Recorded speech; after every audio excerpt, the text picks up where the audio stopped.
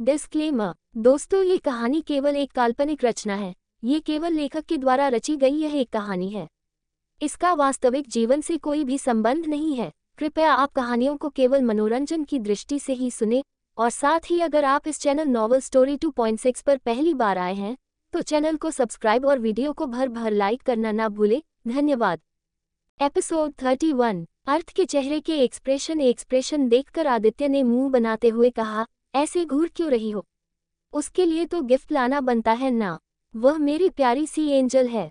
तुम तो मुझे ऐसे देख रहे हो जैसे मैं उसे तुमसे छीनना चाहता हो। आदित्य की बात सुनकर अर्थ ने बेहद डरावनी आवाज में कहा, क्या कहा तुमने? अर्थ की डरावनी आवाज सुनकर आदित्य ने दांत दिखाते हुए कहा, कुछ नहीं, मैं तो मजाक कर रहा था। वह तो मेरे लिए मेरी प्यारी सी लिटिल सिस्टर की तरह है। मैं उसे गिफ्ट दे सकता हूँ। वैसे आज उसकी बर्थडे की पार्टी है या नहीं? हर साल तुम छोटी सी पार्टी रखते हो, इस बार तो बड़ी पार्टी रखो। हमारी लिटिल एंजल 7 साल की हो गई है। आदित्य की बात को इग्नोर करके अर्थ सामने देखने लगा। आदित्य ने मुंह बनाते हुए कहा, खड़ूस। इसी तरह से क्लास स्टार्ट हो गई। शाम को स्कूल खत्म होने के बाद अर्थ ख्वाहिश को अपनी गोद में लेकर पार्किंग एरिया की तरफ आ रहा था। ख्वाहिश अर्थ के सीने पर अपना सर रखकर उसकी शर्ट की बटन के साथ खेलते हुए उसे बता रही थी कि कैसे उसने सब लोगों को सारे गिफ्ट दे दिए और सब लोग कितने खुश हुए। वह ये भी बता रही थी कि सब लोग उसकी तारीफ कर रहे थे। ख्वाहिश की बात सुनकर अर्थ कोई जवाब नहीं दे रहा था। वह उसे चुपचाप लेकर करके अंदर बैठ गया। ख्वाहिश ने अर्थ की तरफ देखते हुए कहा, और आप कुछ बोल क्यों नहीं रहे हो? क्या आप ख्वाहिश से गुस्सा हो? ख्वाहिश की बात सुनकर अर्थ ने उसे घूरते हुए कहा, क्या कुछ ऐसा है एंजल जो आपने मुझे छुपाया है? अर्थ की बात सुनकर ख्वाहिश के चेहरे पर डर नजर आने लगा। उसने डरते हुए अपना करना में हिला दिया, जिसे देखकर अर्थ की आंखें दर्द हो गई। उसने ख्वाहिश को मजबूती से अपने सीने से लगा लिया और खिड़की से बाहर देखने लगा। वही ख्वाहिश को डर लग रहा था कि कहीं अर्थ को पता तो नहीं चल गया कि वह अक्षत के साथ बात कर रही है। अर्थ ने उसे हमेशा यही कहा था कि उसे सिंघानिया परिवार के हर एक इंसान से दूर रहना है। स्पेशली अर्थ ने राम सिंघानिया और अक्षत का नाम मेंशन किया था। उसने ख्वाहिश से प्रॉमिस लिया था कि वह कभी भी उन दोनों से बात नहीं करेगी। यही वजह थी कि हमेशा अक्षत को इग्नोर करके भाग जाती थी, पर आज अक्षत ने उसकी हेल्प की थी। अक्षत की वजह से आज वह बेटर फील कर रही थी, इसलिए उसने अक्षत का नाम ना बताना ही बेहतर समझा। कुछ देर बाद वह दोनों सिंघानिया मेंशन पहुंच चुके थे। अर्थ ख्वाहिश को इस तरह से अपनी गोद में लेकर रूम में लेकर आ गया। उसने ख्वाहिश की स्कूल बैग को निकाला और उसे लेकर बाथरूम में चला गया। कुछ देर बाद अर्थ उसे नहलाकर बाहर लेकर आया। अर्थ हमेशा ही ख्वाहिश को स्कूल से आने के बाद नहलाता था, क्योंकि अर्थ को बिल्कुल भी पसंद नहीं था कि ख्वाहिश किसी और को टच करे, और स्कूल में ना चाहते हुए भी ख्वाहिश कई बच्चों को टच करती थी। अर्थ नहीं चाहता था कि ख्वाहिश की बॉडी पर किसी की भी टच का एहसास उसे महसूस हो। ख्वाहिश अभी भी चुपचाप अर्थ को टुकुर टुकुर घूर रही थी। अर्थ बिना कुछ कहे सारे काम कर रहा था। ख्वाहिश ने अपने छोटे से हाथ में अर्थ का चेहरा भरते हुए कहा, क्या आप सच में ख्वाहिश से गुस्सा नहीं हो? फिर आप मुझसे बात क्यों नहीं कर रहे हो? आप मुझसे बात करो ना, मुझे अच्छा नहीं लग रहा।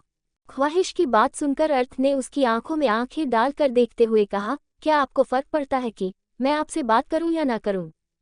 अर्थ की बात सुनकर ख्वाहिश अपनी बड़ी बड़ी आंखों से उसे देखने लगी। अगले ही पल उसने अर्थ के सीने पर अपना सर रखते हुए कहा, बहुत ज्यादा फर्क पड़ता है। आप तो ख्वाहिश के अर्थ हो ना, आप ख्वाहिश की फैमिली हो। ख्वाहिश के पास सिर्फ आप हो। अर्थ, जब आप हमसे बात नहीं करते हो तो हमें बहुत रोना आता है, बहुत ज्यादा। अर्थ, ख्वाहिश रोने के बाद वह और ज्यादा ब्यूटीफुल लगती है, पर ख्वाहिश को रोना नहीं है। प्लीज हमसे बात करो। ख्वाहिश की बात सुनकर अर्थ ने उसके छोटे से हाथ को अपने हाथ में लेकर उसे मजबूती से दबाते हुए कहा, आपसे कहा था ना कि आप अक्षत से दूर होगी, फिर आप उसके पास क्यों गई?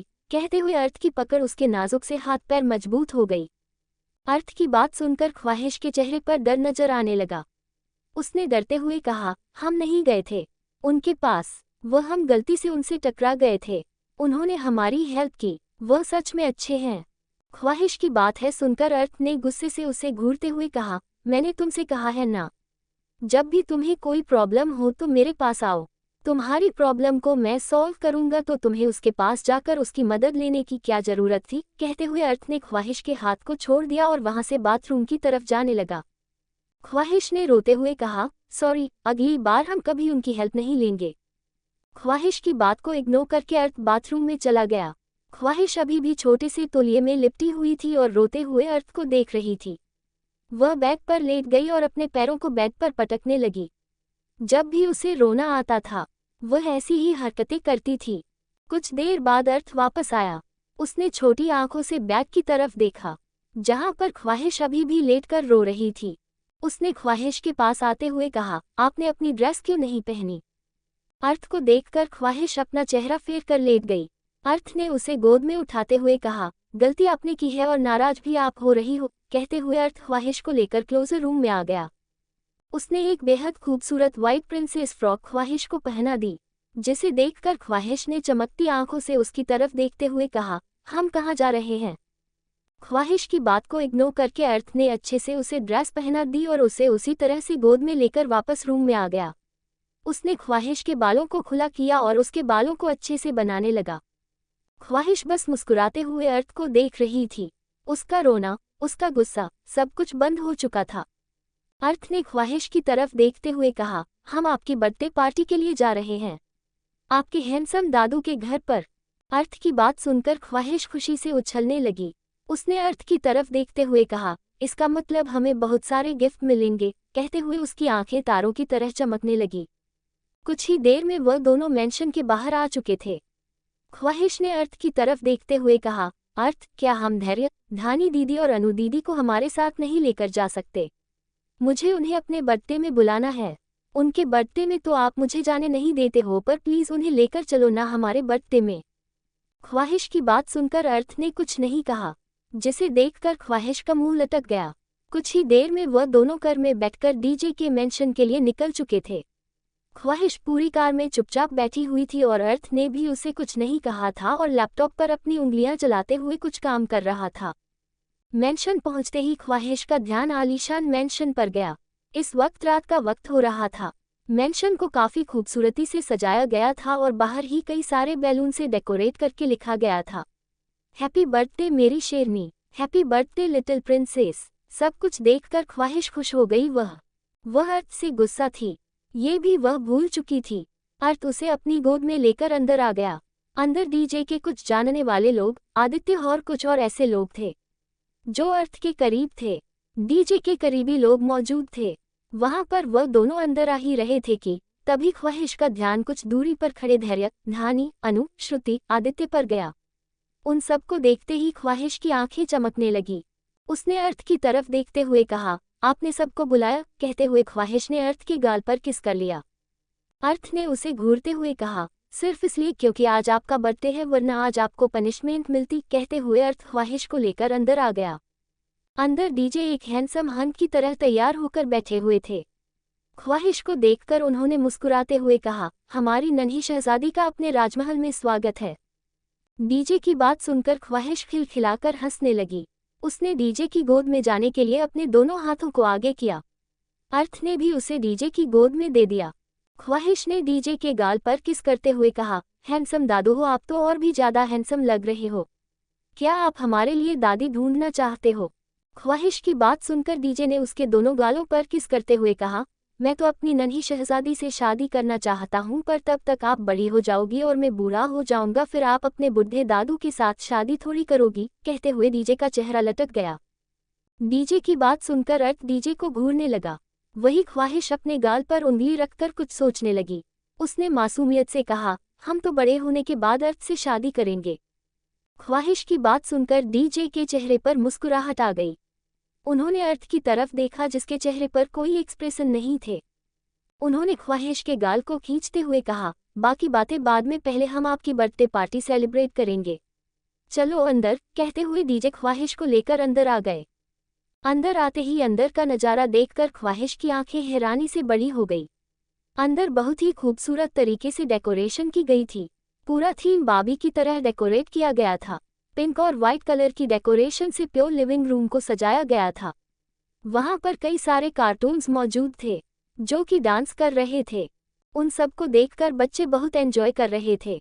धानी, अनु दोनों ने एक साथ कहा, धैर्य भैया नेक्स्ट बर्थडे हम भी ऐसे ही डेकोरेशन करवाएंगे। ये कितना सुंदर है। उन दोनों की बात सुनकर धैर्य ने कहा, ठीक है, जो करवाना हो करवा लेना। पहले हम यहाँ पर एंजल के बर्थडे के लिए आए हैं तो उसके बर्थडे पर फोकस करते हैं। तुम दोनों का बर्थडे अभी अभी चला गया।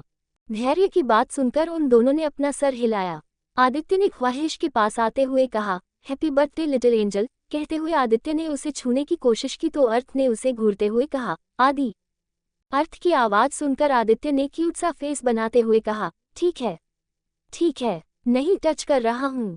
ऐसे बर्ताव करते हो जैसे मुझ में कांटे लगे हुए हैं। आदित्य की बात सुनकर डीजे हंसने लगे। उन्होंने हंसते हुए कहा, उसे तो यही लगता है कि सब लोगों में कांटे लगे हुए हैं, इसलिए तो हमारी नन्ही शहजादी के पास वह किसी को नहीं आने देता।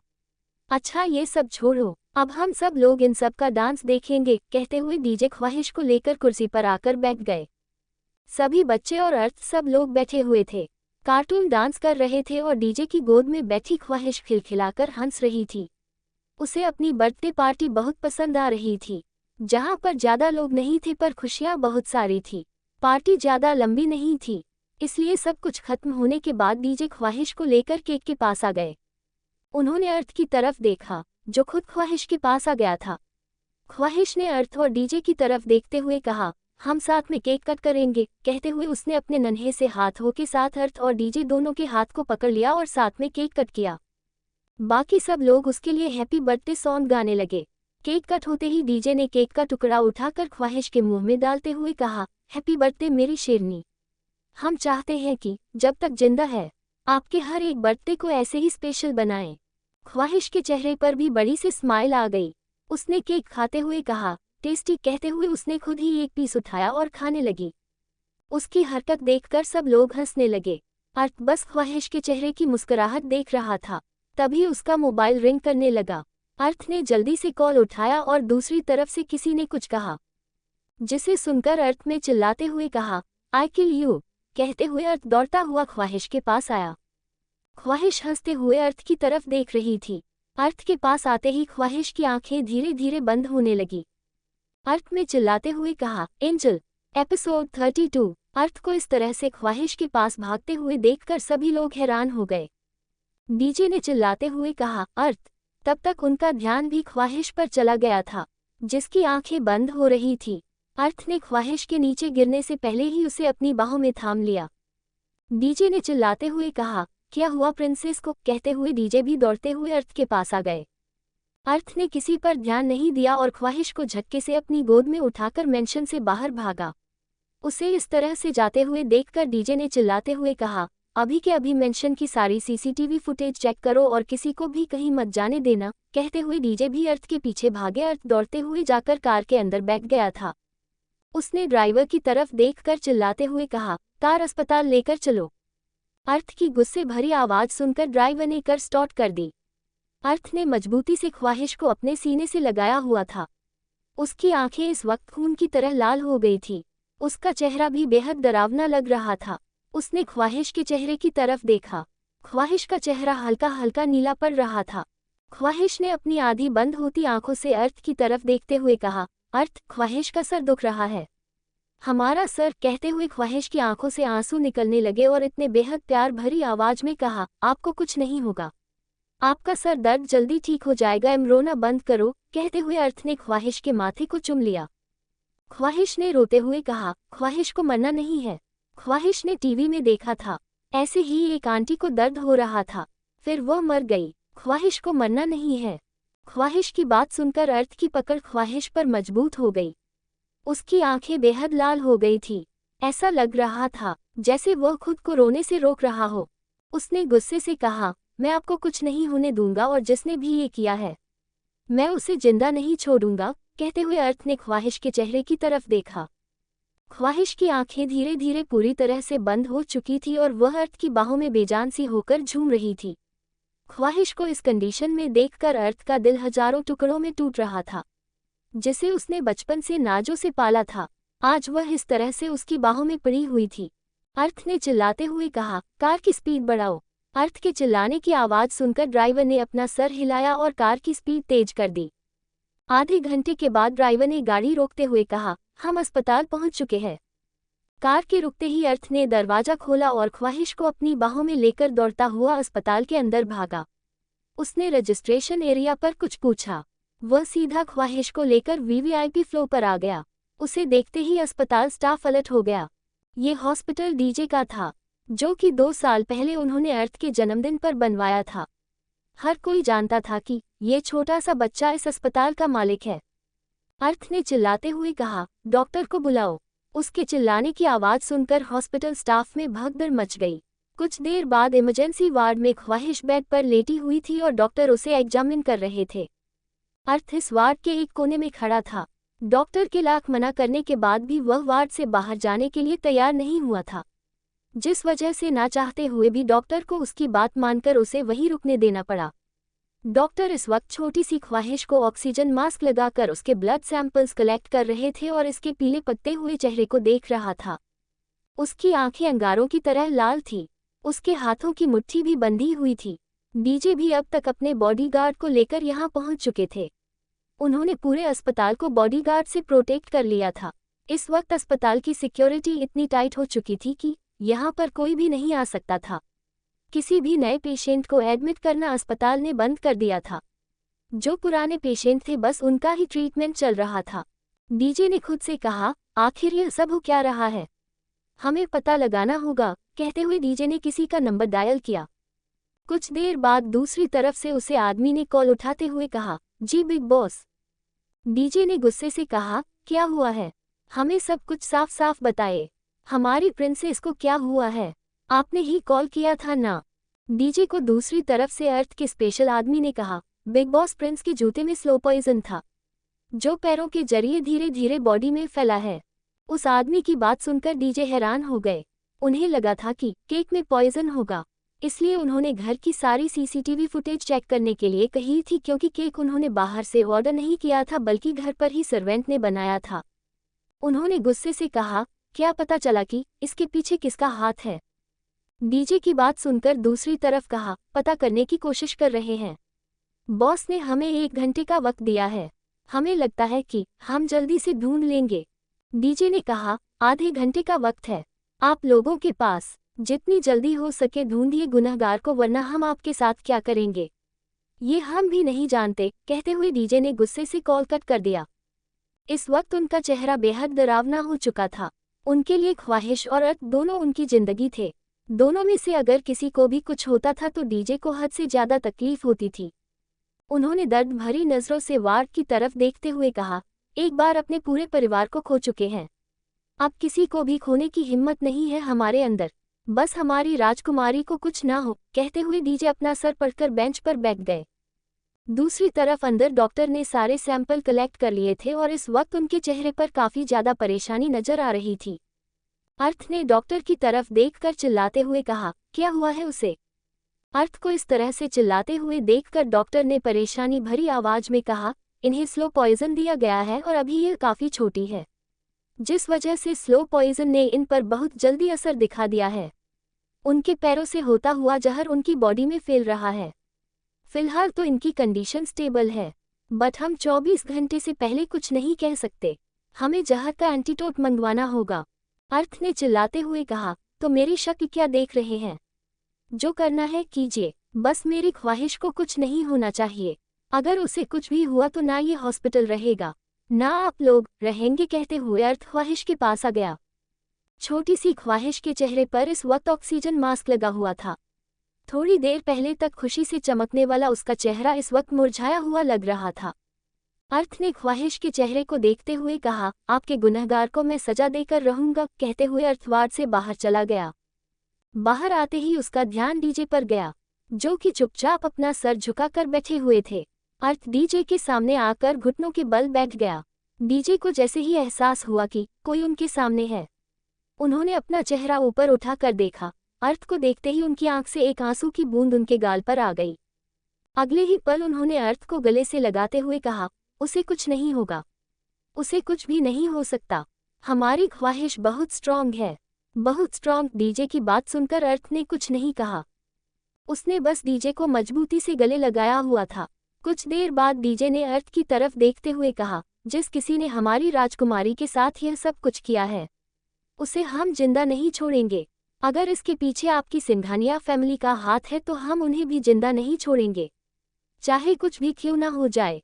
डीजे की बात सुनकर अर्थ ने उनकी आंखों में आंखें डालकर देखते हुए कहा, इसके पीछे उनमें से किसी का हाथ नहीं है। अर्थ के चेहरे का कॉन्फिडेंस देखकर डीजे हैरान हो गए।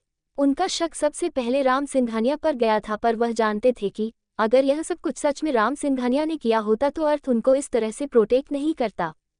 डीजे ने बेहद डरावनी आवाज में कहा, अगर यह सब कुछ राम सिंघानिया ने नहीं किया है तो ये सब कुछ किसने किया है? डीजे की बात सुनकर अर्थ ने बेहद गुस्से भरी आवाज में कहा, मुझे नहीं पता, पर इन सब के पीछे सिंघानिया परिवार का हाथ नहीं है। जिस किसी ने मेरी ख्वाहिश की यह हालत की है, मैं उसे जिंदा नहीं छोड़ूंगा। उसे इतना तड़पाऊंगा कि वह दोबारा पैदा होने से पहले 1000 बार सोचेगा। कहते हुए अर्थ अपनी जगह से उठकर खड़ा हो गया। डीजे ने अर्थ की तरफ देखते हुए कहा, कहाँ जा रहे हैं आप? अर्थ ने डीजे की तरफ देखते हुए कहा, गुनहगार को सजा देने के लिए। कहते हुए अर्थ वहां से तेज कदमों से चला गया। अर्थ के जाते ही डीजे ने अपने बॉडीगार्ड की तरफ देखते हुए कहा, याद रखना हमारे अर्थ को एक खरोच भी नहीं आनी चाहिए। डीजे की बात सुनकर बॉडीगार्ड ने अपना सर हिलाया और वह सब भी डीजे के कहने पर अर्थ के पीछे पीछे चले गए। कुछ ही देर में अर्थ एक इंसान इलाके में खड़ा था। उसके चेहरे पर हद से ज्यादा गुस्सा नजर आ रहा था। तभी वहां पर एक कार आकर रुकी। अर्थ ने टेढ़ी नजरों से कार की तरफ देखा। उसके चेहरे पर जानलेवा एक्सप्रेशन साफ साफ नजर आ रहे थे। कार का दरवाजा खुला और अर्थ का स्पेशल आदमी शांतनु, जो कि एक 20 साल का लड़का था, जो किसी इंसान की रोबोट की तरह काम करता था, एक आदमी को घसीटता हुआ कार से बाहर लेकर आ गया। उसने उस आदमी को लाकर सीधा अर्थ के पैरों के पास पटक दिया। अर्थ ने उस आदमी को घूरते हुए कहा, किसके कहने पर किया, बोलो। अर्थ की बात सुनकर वह आदमी हंसने लगा। उसने हंसते हुए कहा, क्या किया? मैंने कुछ भी नहीं किया। उसे हंसते हुए देखकर अर्थ ने शांतनु की तरफ देखा। शांत उन्होंने अगले ही पल एक बड़ा सा खंजर निकालकर उसे आदमी के पैर को काट दिया। उसने इतनी जल्दी यह सब कुछ किया था कि वहां पर मौजूद लोगों को एहसास ही नहीं हुआ कि कोई इतनी जल्दी ऐसा कुछ कर सकता है। वही वह आदमी जो हंस रहा था, उसके मुंह से जोरदार चीख निकल गई। उसने चिल्लाते हुए कहा, यह क्या किया तुमने? कहते हुए वह आदमी जोर जोर से चिल्लाने लगा। उसके चिल्लाने का अर्थ पर कोई असर नहीं हुआ। अर्थ ने इस तरह से सर्दी लहजे में कहा, किसके कहने पर किया तुमने ये सब कुछ? अर्थ की बात सुनकर उसे आदमी ने फिर से हंसते हुए कहा, मैं कुछ नहीं बताऊंगा।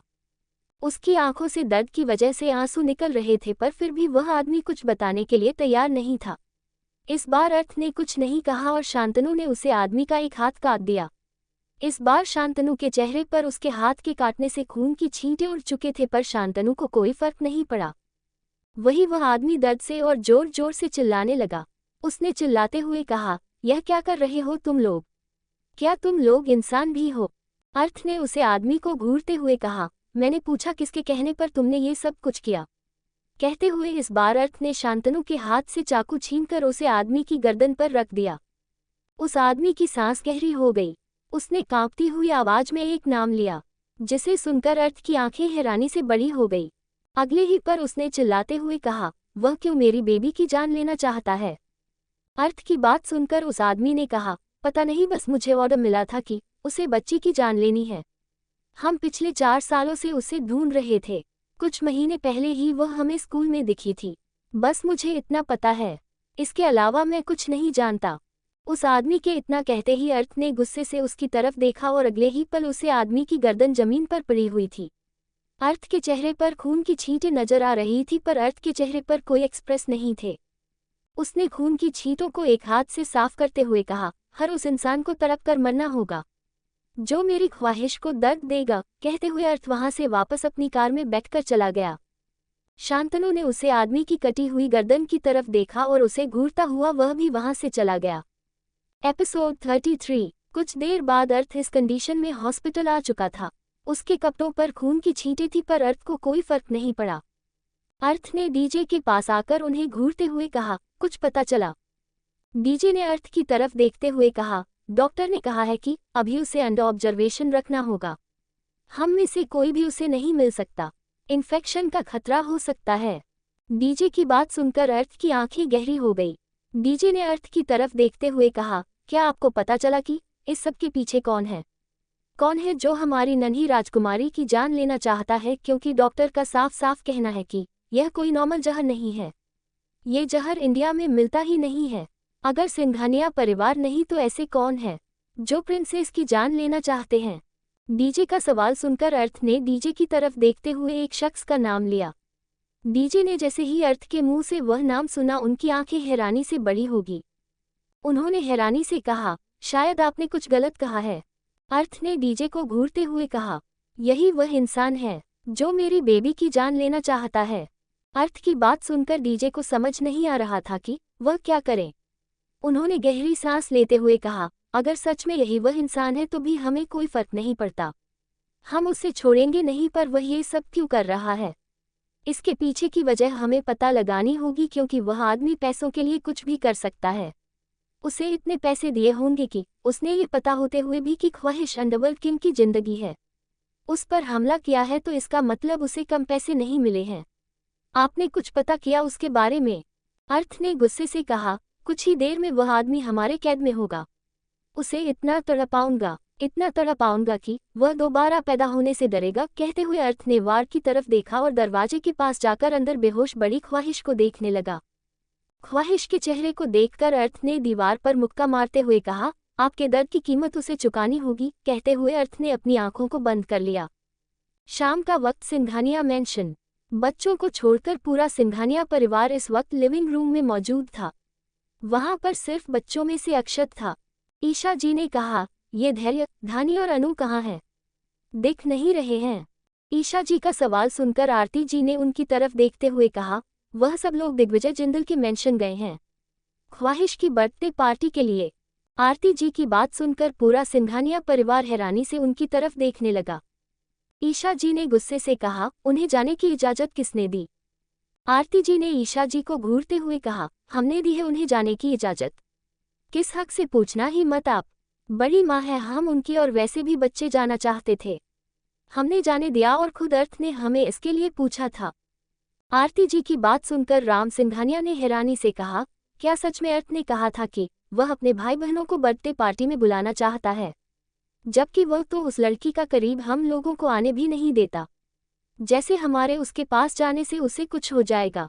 राम सिंघानिया की बात सुनकर आरती जी कुछ कहती, इससे पहले ही उन्हें तीनों बच्चों की रोने की आवाज़ सुनाई दी। सबने पलट कर देखा तो लिविंग रूम के दरवाजे से धानी, धैर्य और अनु दौड़ते हुए अंदर आ रहे थे। उन तीनों को इस तरह से रोते हुए देखकर ईशा जी और आरती जी दौड़ते हुए उनके पास गई। धैर्य और धानी ईशा जी के गले से लग गई, वहीं अनु जाकर रेखा जी के गले से लग गई। अपने बच्चों को इस तरह से रोते हुए देखकर आरती जी और ईशा जी ने परेशानी से कहा, क्या हुआ आप लोगों को? क्या उसे नालायक लड़की ने कुछ किया? क्या अर्थ ने आप लोगों के साथ कुछ किया?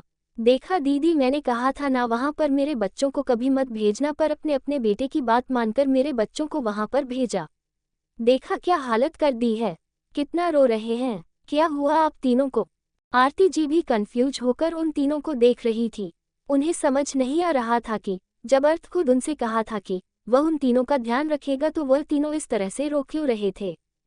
राम सिंघानिया ने प्यार से धानी और अनु की तरफ देखते हुए कहा, बच्चा क्या हुआ आप दोनों को? धैर्य क्या हुआ है, कुछ बताए।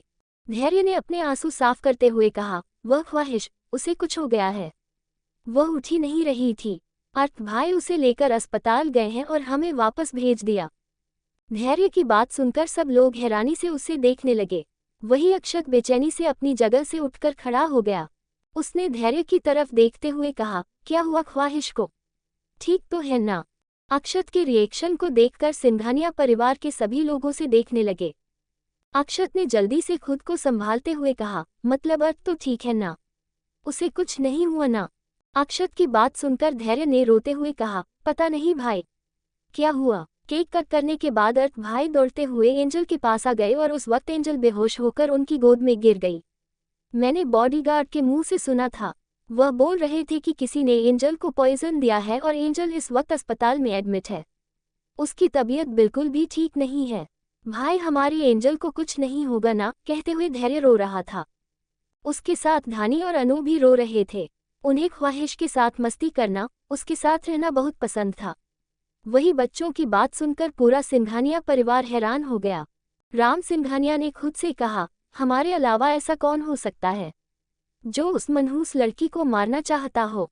राम सिंघानिया की बात सुनकर अर्जुन जी, जो कि उनके बगल में बैठे हुए थे, उन्होंने राम सिंघानिया को देखते हुए कहा, हमें भले ही वो पसंद नहीं है, पर हमने कभी उसे मारने की कोशिश नहीं की और अब तो हम ये बिल्कुल भी नहीं कर सकते, वरना आप हमसे हमेशा हमेशा के लिए दूर हो जाएगा। पहले से ही वह हमसे नफरत करता है। हम नहीं चाहते कि उसकी नफरत हमारे लिए इतनी बढ़ जाएगी, वह हमारी शक्ल भी न देखे। अर्जुन जी की बात सुनकर राम सिंघानिया ने कुछ नहीं कहा। आरती जी ने परेशानी भरी आवाज में धैर्य की तरफ देखते हुए कहा, धैर्य, आप लोगों ने केक नहीं खाया ना बेटा। आरती जी की बात सुनकर ईशा जी और पूरा सिंघानिया परिवार परेशानी से बच्चों की तरफ देखने लगा। उन तीनों ने कहा, किसी ने केक नहीं खाया था, सिर्फ एंजल ने केक खाया था और शायद अर्थ भाई ने। धैर्य की बात सुनते ही आरती जी की धड़कन तेजी से धड़कने लगी। उन्हें पहले ही ख्वाहिश की चिंता हो रही थी और अब ये सुनकर कि अर्थ ने भी केक खाया था, उन्हें घबराहट हो रही थी। सबको यही लग रहा था कि जरूर केक में पॉइजन होगा, जिस वजह से ख्वाहिश की ऐसी हालत हो गई। किसी को दूर दूर तक अंदाजा नहीं था कि केक में तो कुछ था ही नहीं। आरती सिंघानिया ने रोते हुए अर्जुन से कहा, अर्जुन, हमें हॉस्पिटल चलना है, हमें हमारे बच्चे के पास जाना है, हमें लेकर चलिए। अर्जुन जी भी अपनी जगह से उठकर खड़े हो गए। उन्होंने कहा, चलिए। अक्षत, जो कि बेचैनी से चुपचाप खड़ा था, उसने उन दोनों की तरफ देखते हुए कहा, प्लीज मुझे भी लेकर चलिए। अक्षत की बात सुनकर आरती जी ने कहा, आप जानते हैं ना कि अर्थ आपको बिल्कुल पसंद नहीं करते, वह आपको देखते ही गुस्सा हो जाएंगे। अक्षत ने रिक्वेस्ट भरी आवाज में कहा, प्लीज मॉम, प्लीज, मैं दूर रहूंगा, पक्का प्रॉमिस करता हूँ, मैं उसके पास नहीं जाऊंगा, पर प्लीज मुझे लेकर चलिए। अक्षत की रिक्वेस्ट भरी आवाज सुनकर आरती जी ने कुछ सोचते हुए कहा, ठीक है, चलो। कुछ ही देर में आरती जी, अर्जुन जी और अक्षत तीनों कार में बैठकर हॉस्पिटल के लिए निकल चुके थे। अक्षत के चेहरे पर हद से ज्यादा बेचैनी नजर आ रही थी। उसने खुद से कहा, तुम ठीक हो ना लिटिल रैबिट, मैं जानता हूँ तुम बहुत स्ट्रांग हो, तुम जल्दी ठीक हो जाओगी। कहते हुए अक्षत की आंख से एक आंसू की बूंद उसके गाल पर आ गई। कुछ ही देर में वह तीनों हॉस्पिटल पहुंच चुके थे। आरती जी का रो रो कर बुरा हाल हो चुका था। अर्थ का नंबर डायल कर रही थी पर और उनका कॉल नहीं उठा रहा था। अर्जुन जी भी काफी ज्यादा परेशान थे। अर्जुन जी ने पता लगा लिया था कि इस वक्त अर्थ कौन से फ्लोर पर मौजूद है। उन्हें यह नहीं पता था कि अर्थ को कुछ नहीं हुआ है, पर आखिर वह उनका बेटा था। उसे सही सलामत देखने के बाद ही उन लोगों को सुकून मिलने वाला था। आरती जी के साथ अक्षत और अर्जुन की सेकंड फ्लोर पर आ गए, जहां पर ख्वाहिश को एडमिट किया गया था। सेकंड फ्लोर पर डीजे के बॉडीगार्ड फैले हुए थे। जैसे ही उन्होंने सिंघानिया परिवार को देखा, वह उनके सामने आकर खड़े हो गए। अर्जुन जी ने डीजे के बॉडीगार्ड को घूरते हुए कहा, हटो हमारे रास्ते से, हमें हमारे बेटे के पास जाना है। अर्जुन जी की बात सुनकर एक हेड बॉडीगार्ड ने रिस्पेक्ट के साथ अपना सर झुकाते हुए कहा, आई एम सॉरी सर, पर हमें ऑर्डर मिले है कि हम किसी को भी अंदर ना आने दे। किसी को भी नहीं, तब तक तो बिल्कुल नहीं, जब तक छोटी मिस को होश नहीं आ जाता। बॉडीगार्ड की बात सुनकर आरती जी ने अपने दोनों हाथ जोड़ते हुए कहा, हम रिक्वेस्ट करते हैं, हमें अंदर जाने दीजिए या फिर हमारे अर्थ को यहाँ बुला दीजिए। हम बस एक बार अपने अर्थ को देखना चाहते हैं। आरती जी की बात सुनकर एक बॉडीगार्ड वहां से दूसरी तरफ चला गया, जहां पर अर्थ डीजे के बगल में चुपचाप बैठा हुआ था। उसके चेहरे पर सिर्फ कोल्ड एक्सप्रेशन थे, वह बिल्कुल किसी साइको की तरह लग रहा था। अर्थ चुपचाप बैठा हुआ ही था कि तभी बॉडीगार्ड ने उसके सामने आकर अपना सर झुकाते हुए कहा, किंग, आपके पेरेंट्स आए हैं और आपकी मोम आपको बुला रही है। बॉडीगार्ड की बात सुनकर अर्थ उठकर खड़ा हो गया। उसने बॉडीगार्ड को घूर कर देखा और तेज कदमों से चलता हुआ कॉरिडोर की दूसरी तरफ आ गया, जहां पर उसका ध्यान अर्जुन की आरती जी और अक्षत पर गया। उसने आरती जी की तरफ देखा, जो कि रोते हुए उसकी तरफ ही देख रही थी। अर्थ में इशारे से बॉडीगार्ड्स को उनके सामने से हटाने के लिए कहा। बॉडीगार्ड के हटते ही आरती जी दौड़ते हुए जाकर अर्थ के गले से लग गई। उन्होंने अर्थ के चेहरे को अपने हाथ में भरते हुए कहा, आप ठीक है ना? आपको कुछ नहीं हुआ ना?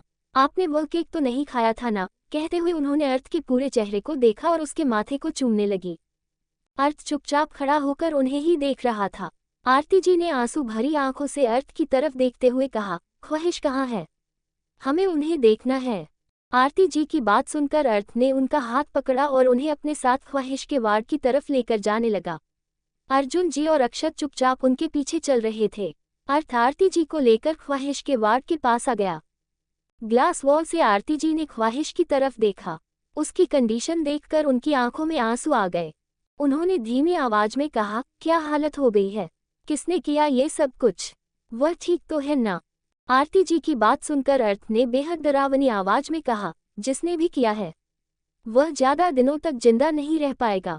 अर्थ की बात सुनकर आरती जी ने अर्थ की तरफ देखा, जिसके चेहरे पर जानलेवा एक्सप्रेशन साफ साफ नजर आ रहे थे।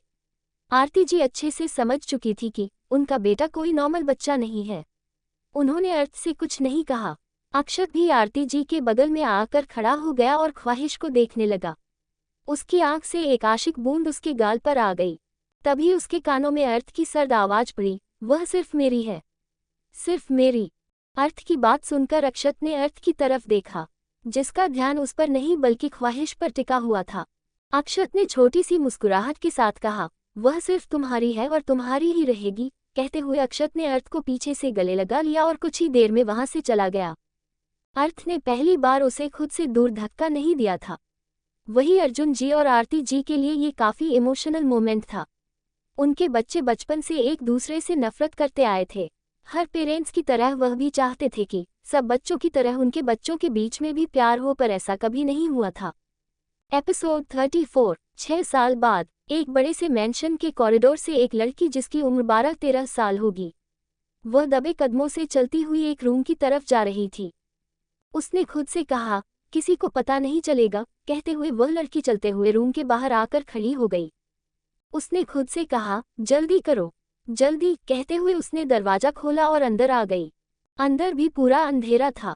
उसने अपने नाखून चबाते हुए कहा, कितना वक्त हुआ है? कहते हुए उसने अपने छोटे से हाथ में बंधी हुई घड़ी की तरफ देखा, जिस पर इस वक्त 11:59 का वक्त दिख रहा था। उसने खुद से कहा, सिर्फ एक मिनट बाकी है, जल्दी करो। कहते हुए वह बच्ची दौड़ते हुए जाकर उस रूम के बेड के पास खड़ी हो गई। बेड पर एक परछाई सो रही थी, जिसे देखते ही उसे लड़की के चेहरे पर बड़ी सी मुस्कुराहट आ गई। वह जल्दी से बेड पर चढ़ गई और उसे परछाई के पेट पर जाकर बैठ गई। अगले ही पल उसने जोर से चिल्लाते हुए कहा, हैप्पी बर्थडे अर्थ।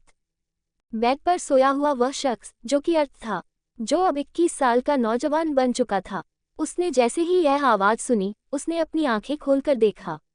उसने चुटकी बजाई और अगले ही पल पूरे रूम की लाइट्स ऑन हो गई। उसने देखा उसके पेट पर इस वक्त एक 13 साल की बच्ची बैठी हुई थी, जिसकी आंखें नीली थी, जो दिखने में किसी प्रिंसेस से कम नहीं लग रही थी। अर्थ ने उसकी तरफ देखते हुए कहा, तुम सोई नहीं? वह बच्ची कोई और नहीं ख्वाहिश थी। उसने अर्थ के ऊपर लेटते हुए कहा, ऐसे कैसे सो जाते? आज तो आपका बर्थडे है ना, और सबसे पहले हमें आपको विश करना था, इसलिए हम सोए नहीं। हम कितने अच्छे हैं ना? कहते हुए ख्वाहिश ने अर्थ पर मजबूती से अपनी पकड़ और मजबूत कर दी। अर्थ ने उसके माथे को सहलाते हुए कहा, सो जाओ। ख्वाहिश ने अर्थ की तरफ देखते हुए कहा, नहीं हम नहीं सोएंगे। कहते हुए ख्वाहिश अपनी नीली नीली आंखों से टुकुर टुकुर अर्थ को देखने लगी और उसने उसे घूरते हुए कहा, एंजल मैंने कहा ना सो जाओ। ख्वाहिश ने पाउट बनाते हुए कहा, आप हमेशा हमें डराते हो गंदे कहीं के। कहते हुए उसने अर्थ के सीने में अपना चेहरा छुपा दिया। अर्थ धीरे धीरे उसके सर को सहलाने लगा। कुछ ही देर में छोटी सी ख्वाहिश सो गई। दूसरी तरफ लंदन में 21 साल का लड़का खिड़की के पास खड़ा होकर मुस्कुराते हुए अपने मोबाइल को देख रहा था। तभी पीछे से किसी ने उसके कंधे पर हाथ रखते हुए कहा, भाई क्या हुआ है? उस लड़के ने पीछे पलटकर देखा तो पीछे एक 19 साल का लड़का खड़ा था, जो दिखने में काफी क्यूट लग रहा था। उस लड़के ने मुस्कुराते हुए कहा, कुछ नहीं। तभी पीछे से एक लड़की ने खुशी भरी आवाज में कहा, हैप्पी बर्थडे भाई। उस लड़के ने पीछे पलटकर देखा तो पीछे 18 और 16 साल की दो खूबसूरत लड़कियां खड़ी थी। यह कोई और नहीं, अक्षत, धैर्य, धानी और अनु थे। उन दोनों लड़कियों की आवाज सुनकर अक्षत के चेहरे पर मुस्कुराहट आ गई। अनु और धनी दोनों कर अक्षत के गले से लग गई। अक्षत की स्टडीज कंप्लीट हो चुकी थी और कल वह अपने भाई बहनों के साथ इंडिया के लिए निकलने वाला था। धैर्य ने मुस्कुराते हुए कहा, ये सब छोड़िए भाई, मुझे बताए किसने आपको विश किया था, जो आप मोबाइल को देखकर मुस्कुरा रहे थे। सच सच बताना। धैर्य की बात सुनकर अक्षत ने उसके कान को पकड़कर खींचते हुए कहा, बहुत बोलने लगे हो तुम। धैर्य ने क्यूट सा फेस बनाते हुए कहा, भाई मुझे तो पहले से बोलना था। अब भगवान ने मुंह दिया है तो उसे बोलने के काम तो करना पड़ेगा ना, वरना इस मुंह का फिर क्या काम। धैर्य की बकबक सुनकर धानी ने इरिटेट हुए कहा, अक्षत भाई आप धैर्य भाई को इग्नोर कीजिए, वह तो दिन भर बकवास करते रहते हैं। धानी की बात सुनकर धैर्य का मुंह बन गया। अनु ने कहा, आज अर्थ भाई का हैप्पी बर्थडे है ना। अनु की बात सुनकर धैर्य ने कहा, पर हम उन्हें विश नहीं कर सकते हैं, पता है ना उन्हें अपने बर्थडे की कोई एक्साइटमेंट नहीं रहती, और अगर हमने उन्हें विश कर दिया तो पता नहीं हमारे ऊपर कौन सा ज्वालामुखी फट जाए। उन्हें तो बस क्यूटी पाई विश कर सकती है। छोड़ो, नींद आ रही है, मैं जा रहा हूँ सोने के लिए, तुम सब भी सोने के लिए चले जाओ, कहते हुए धैर्य वहां से चला गया। अनु और धानी भी अक्षत को गुड नाइट बोलकर वहां से सोने के लिए चली गई। उन सब के जाते ही अक्षत ने अपने मोबाइल में उसे छोटे से मैसेज की तरफ देखा, जिसका उसे साल भर इंतजार रहता था। ये ख्वाहिश का मैसेज था। ख्वाहिश पूरे साल भर में सिर्फ उसके बर्थडे के दिन उसे मैसेज करके हैप्पी बर्थडे कहती थी। उसके अलावा वह कभी भी उसके साथ बात नहीं करती थी, पर यह भी उसके लिए काफी था। अक्षत ने मुस्कुराते हुए कहा, कल मैं वापस आ रहा हूँ, अब तो तुम कितनी बड़ी हो चुकी होगी, कहते हुए वह भी मुस्कुराते हुए अपने बेड पर आकर लेट गया। Next morning, Singhania mansion. Arth अपनी आंखें खोलकर सीलिंग को घूर रहा था। उसके पेट के ऊपर ख्वाहिश लेटी हुई थी, जो कि उसे जकड़कर सो रही थी। उसने धीरे से ख्वाहिश के गालों को टच करते हुए कहा, बच्चे उठ जाओ, सुबह हो चुकी है। अर्थ की बात सुनकर ख्वाहिश ने उसके सीने में अपना चेहरा छुपा लिया और उसे मजबूती से पकड़कर फिर से लेट गई। ख्वाहिश को उठाते हुए ना देखकर अर्थ ने धीरे से कहा, एंजल मैंने कहा उठ जाओ, सुबह हो चुकी है। अर्थ की बातों को इग्नोर करके ख्वाहिश फिर से लेट गई। अर्थ ने झटके से ख्वाहिश को अपनी गोद में उठाया और उसे लेकर बाथरूम में आ गया। अगले ही पल वह चिल्लाने लगी क्योंकि अर्थ ने उसे बाथटब में पटक दिया था। ख्वाहिश ने अपनी आंखें खोलकर अपनी बड़ी बड़ी आंखों से अर्थ को घूरते हुए कहा, आप बहुत बुरे हो। अर्थ ने अपने दोनों हाथ पेंट की पॉकेट में डालकर कर सर्द आवाज में कहा, जल्दी नहाकर बाहर आ जाओ, ज्यादा देर तक सोना बिल्कुल भी अच्छी आदत नहीं होती है, कहते हुए अर्थ बाहर चला गया। ख्वाहिश ने मुंह बनाते हुए कहा, गंदे अर्थ, कहते हुए वह खुद को देखने लगी। वह पूरी गीली हो चुकी थी, उसे नहाने में आलस आता था। वह चाहती थी कि अर्थ अभी भी उसे नहलाए, पर अर्थ ने उसे 10 साल की उम्र से ही नहलाना बंद कर दिया था। ख्वाहिश अपने आलस को जैसे तैसे दूर करके नहाकर छोटे से बाथटब से बाहर आ गई। उसने रूम में देखा तो रूम में अर्थ कहीं भी नहीं था। ख्वाहिश चुपचाप क्लोजेट में चली गई। उसने जल्दी से कपड़े पहने और दौड़ते हुए बाहर आ गई। बाहर अभी भी अर्थ नहीं था। उसने मुंह बनाते हुए कहा, अर्थ कहाँ चले गए। उसने इतना कहा ही था कि साइड टेबल पर रखा हुआ उसका मोबाइल रिंग करने लगा। वह दौड़ते हुए मोबाइल के पास आई। अर्थ ने उसे स्पेशल मोबाइल दिया था क्योंकि अर्थ ज्यादातर बाहर रहता था, तो ख्वाहिश उसके साथ इसी से कांटेक्ट में रहती थी। उसने देखा तो मोबाइल पर डीजे का नाम फ्लैश हो रहा था। ख्वाहिश ने जल्दी से कॉल उठाया और खुशी भरी आवाज में कहा, हैंडसम दादू। ख्वाहिश की खुशी भरी आवाज सुनकर डीजे, जो कि अब पहले से थोड़े बूढ़े हो चुके थे, उन्होंने कहा, कैसी है मेरी शेरनी और कहाँ गया तुम्हारा अर्थ, मेरा कॉल ही नहीं उठा रहा। उसे विश करना चाहता हूं, पर जैसे उसने कसम खा कर रखी है कि वह मेरा कॉल नहीं उठाएगा। जल्दी से उसे मोबाइल दो। ख्वाहिश ने पाउट बनाते हुए कहा, हैंडसम दादू अर्थ यहाँ पर है ही नहीं, हम खुद उन्हें ढूंढ रहे हैं, हम अभी उन्हें ढूंढ कर आते हैं, फिर हम आपको कॉल करेंगे। ओके, कहते हुए ख्वाहिश ने कॉल कट किया और रूम से बाहर आकर अर्थ को ढूंढने लगी। वह कॉरिडोर से चलते हुए जा ही रही थी कि तभी उसे कुछ दूरी पर राम सिंघानिया नजर आए। उन्हें देखते ही ख्वाहिश अपना सर झुकाकर चुपचाप चलने लगी। वह उनके पास से गुजर ही रही थी कि तभी राम सिंघानिया ने उसे घूरते हुए कहा, ए लड़की रुक। राम सिंघानिया की आवाज सुनकर ख्वाहिश रुक गई। उसने धीरे से अपना चेहरा ऊपर उठाकर देखा तो राम सिंघानिया ने उसे घूरते हुए कहा, आज घर में पार्टी है, तू बाहर मत निकलना, समझ आ गया ना, हमने क्या कहा। राम सिंघानिया की बात सुनकर ख्वाहिश ने धीरे से कहा, पर हम तो। उसकी बात को बीच में काटकर राम सिंघानिया ने उसे घूरते हुए कहा, क्योंकि तुम मनहूस हो, हम नहीं चाहते कि हमारे पोते पर तेरी माँ वसीयत का साया पड़े। इतने सालों बाद वापस आ रहा है वह, इसलिए आज मुंह दिखाए मत देना। घर में चुपचाप अपने रूम में पड़ी रहना। राम सिंघानिया की बात सुनकर ख्वाहिश की आंखों में आंसू आ गए। उसने कुछ भी नहीं कहा और चुपचाप वहां से पलटकर अपने रूम में आकर बेड पर लेट गई। इस घर में आरती जी को छोड़कर कोई भी उसे पसंद नहीं करता था। पहले पहले तो उसे कोई फर्क नहीं पड़ता था, पर जैसे जैसे वह बड़ी होने लगी और उसे समझ आने लगा कि सब लोगों से क्या कहते हैं, तो उसे बहुत तकलीफ होती थी। वह अर्थ को सब कुछ बताना चाहती थी, पर आरती जी ने उसे रिक्वेस्ट की थी कि वह अर्थ को कुछ भी ना बताएं। पहले से ही अर्थ और सिंघानिया परिवार के रिश्ते खराब थे। आरती जी नहीं चाहती थी कि अर्थ घर छोड़कर दोबारा चला जाए। आरती की ख्वाहिश के साथ काफी प्यार से बर्ताव करती थी और सिर्फ आरती जी की वजह से ख्वाहिश अर्थ को कुछ भी नहीं बताती थी। उसने रोते हुए कहा, हम मनहूस नहीं हैं, हम तो अर्थ की एंजल है। वह तो हमें अपना लकी चार्म कहते हैं, फिर यह बूढ़े वाले अंकल हमें क्यों मनहूस कहते हैं? कहते हुए ख्वाहिश से सुबकने लगी। तभी उसका मोबाइल फिर से रिंग करने लगा। उसने रोते हुए बिना देखे कॉल उठाया तो दूसरी तरफ से उसके कान में खुशी भरी आवाज पड़ी, एंजल मैं आ रहा हूँ, तुम्हें क्या चाहिए बताओ। इस आवाज को सुनकर ख्वाहिश उठकर बैठ गई। उसके चेहरे पर भी बड़ी सी मुस्कुराहट आ गई। उसने खुशी भरी आवाज में कहा, धैर्य तुम सच में वापस आ रहे हो? धैर्य ने एक्साइट होते हुए कहा, क्यूटी पाई, हम अभी यहाँ से निकलने वाले हैं, इसलिए मैं तुमसे पूछ रहा हूँ, बताओ मैं तुम्हारे लिए क्या लेकर आऊँ? क्या मैं तुम्हारे लिए यहाँ की टेस्टी चॉकलेट लेकर आऊँ? बहुत टेस्टी होते हैं यहाँ की चॉकलेट, तुम खाओगी तो खाती रह जाओगी। धैर्य की बात सुनकर ख्वाहिश एक्साइटेड हो गई। उसने कहा, तो तुम हमारे लिए बहुत सारे चॉकलेट लेकर आओ। वैसे तुम कब तक आ रहे हो? धैर्य ने ही खुशी भरी आवाज में कहा, हम लोग शाम तक पहुंच जाएंगे। जब तक पार्टी का टाइम होगा हम इंडिया में होंगे। पार्टी का नाम सुनते ही ख्वाहिश का चेहरा फिर से लटक गया, पर उसने धैर्य से कुछ नहीं कहा। कुछ देर तक बात करने के बाद ख्वाहिश ने कॉल कट करके क्यूट सा फेस बनाते हुए कहा, बूढ़े वाले अंकल से हम क्यों डरेंगे? हमारे अर्थ बहुत स्ट्रांग है। अगर बूढ़े वाले अंकल ने हमें परेशान किया तो हम सच में इस बार अर्थ को बता देंगे, फिर वह बूढ़े वाले अंकल की दाढ़ी को काट देंगे। कहते हुए ख्वाहिश खुद ही हंसने लगी। उसने अपने सर पर मारते हुए कहा, हम तो भूल गए हैं, हैंडसम दादू को अर्थ से बात करनी थी, पर अर्थ गए कहाँ? कहते हुए ख्वाहिश छोड़कर खड़ी हो गई। वह बाहर जा पाती इससे पहले ही रूम का दरवाजा खोलकर अर्थ अंदर आया। उसने इस वक्त एक ब्लैक शर्ट और ब्राउन ट्राउजर पहना हुआ था। सिंपल से कपड़ों में वह काफी हैंडसम लग रहा था। अर्थ को देखते ही ख्वाहिश और चलते हुए जाकर अर्थ से लिपट गई। उसे खुशी भरी आवाज में कहा, आप कितने हैंडसम लग रहे हो अर्थ।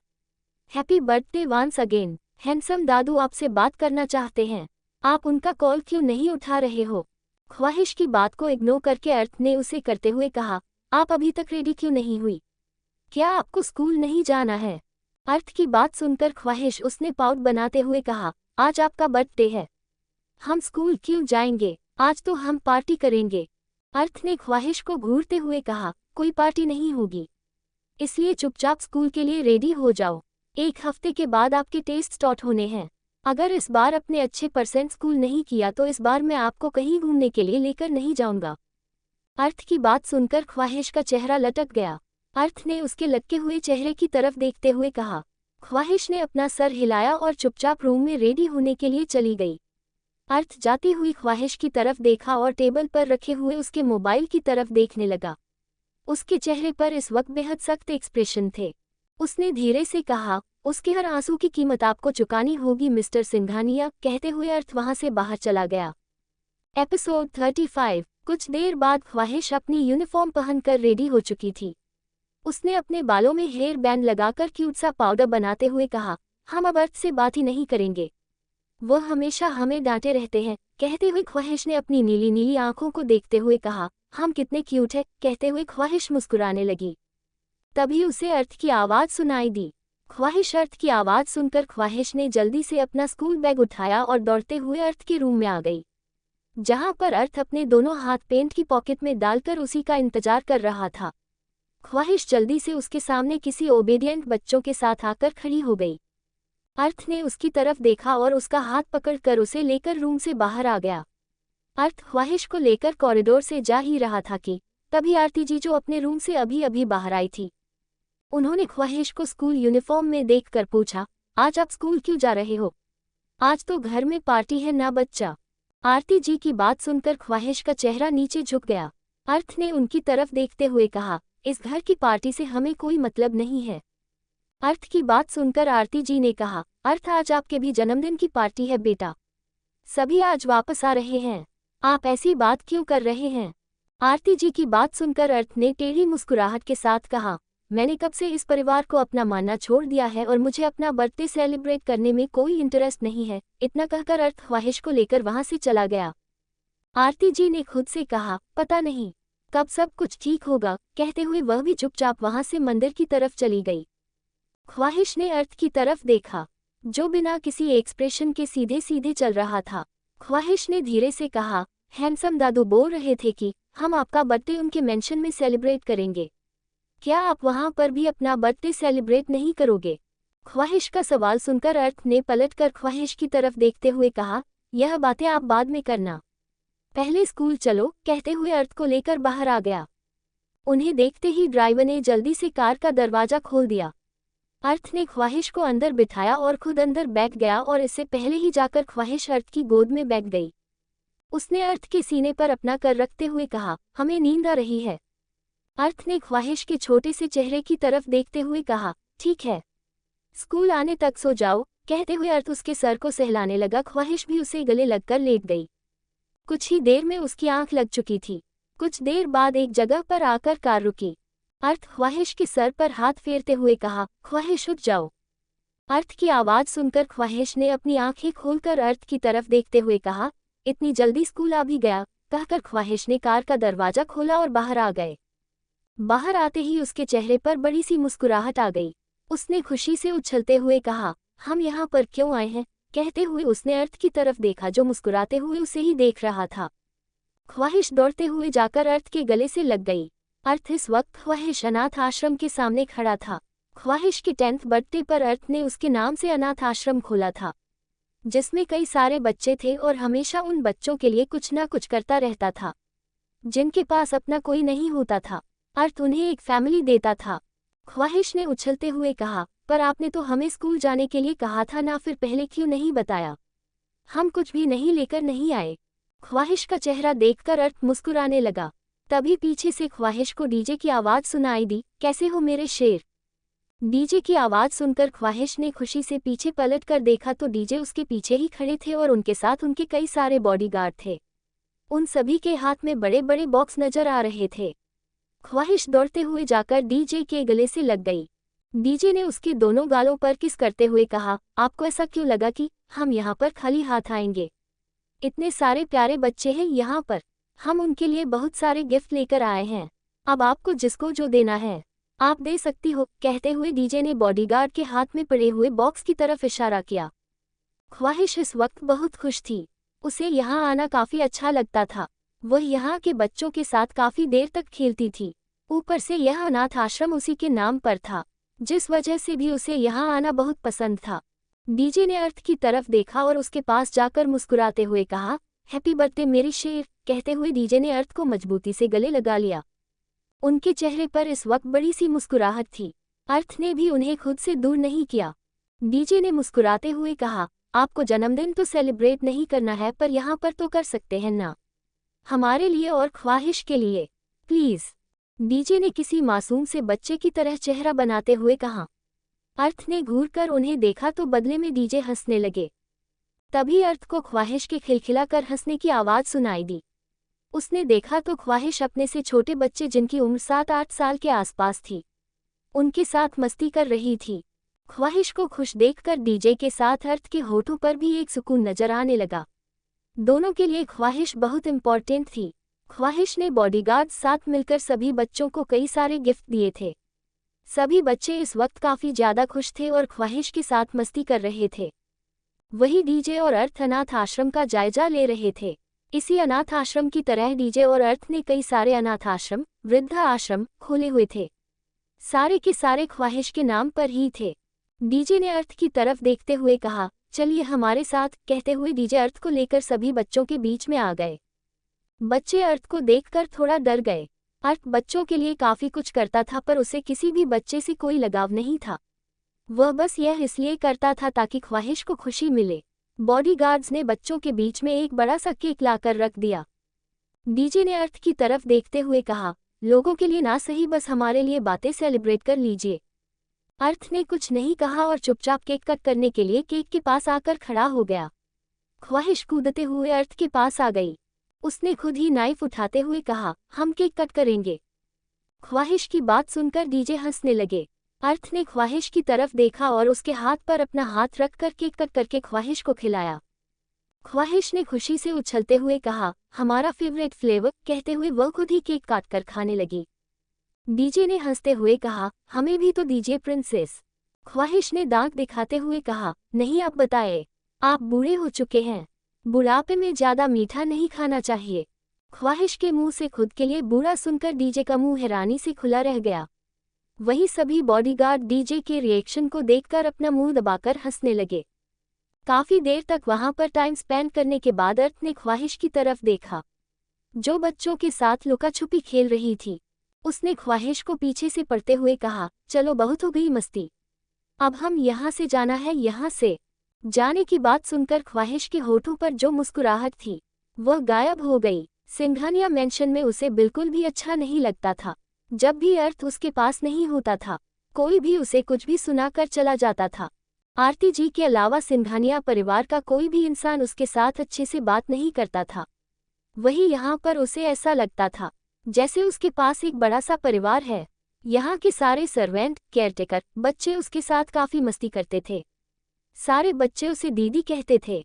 ख्वाहिश का उदास चेहरा देखकर अर्थ ने उसकी तरफ देखते हुए कहा, हम सिंघानिया मेंशन नहीं जा रहे हैं, कहते हुए वहां से निकल गया। डीजे भी अपने मेंशन के लिए निकल गए। शाम के 4 बजे सिंघानिया मेंशन। पूरा सिंघानिया परिवार इस वक्त घर के बाहर खड़े थे। तभी वहां पर 2 कार आकर रुकी। कार के आते ही आरती जी की आंखों में आंसू आ गए। पूरे 5 साल बाद आज उनका बेटा वापस इंडिया आया था। पहले कार का दरवाजा खोलकर अक्षत और धैर्य बाहर निकले। उन दोनों को देखकर सबके होठों पर प्यारी सी स्माइल आ गई। दूसरी कार से दरवाजा खोलकर अनु और धानी दोनों बाहर आ गई। उन दोनों के चेहरे पर भी बड़ी सी मुस्कुराहट थी। आरती जी ने अक्षत के पास जाकर उसे गले से लगाते हुए कहा, कितने साल लगा दिए तुमने वापस आने में? अक्षत मुस्कुराते हुए कहा, पढ़ाई करने के लिए गया था मोम, और वैसे भी आप आती तो थी मुझसे मिलने के लिए। इतना ज्यादा इमोशनल क्यों हो रही है, जैसे मेरी विदाई हो गई थी। अक्षत की बात सुनकर आरती जी हंसने लगी। उन्होंने उसके गाल पर हल्के से चपत लगाते हुए कहा, नालायक लड़के, तुझे बिल्कुल भी मेरी याद नहीं आती थी ना? आरती जी की बात सुनकर अक्षत मुस्कुराने लगा। राम जी ने मुस्कुराते हुए कहा, तुम वापस आ गए मेरे शेर। राम जी की आवाज सुनकर अक्षत जाकर उनके गले से लग गया।